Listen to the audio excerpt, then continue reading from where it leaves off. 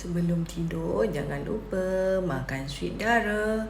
Korang makan sweet dara ni betul-betul nak tidur, baru korang gentelkan 2 biji. Okay? Makan sebelum nak tidur.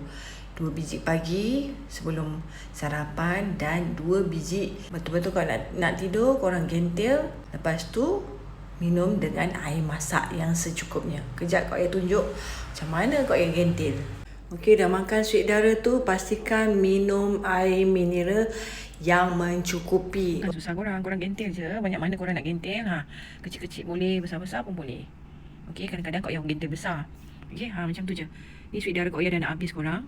Okey, makan setiap hari 2 biji pagi, 2 biji malam. Period tak perlu makan. So kalau korang nak rawat masalah dalaman kurang, keputihan, cik bunga berbau, period dah lama tak datang, nak ikhtiar hamil, tolonglah amalkan sweet dara ni korang. Memang bagus. Korang cuba dulu.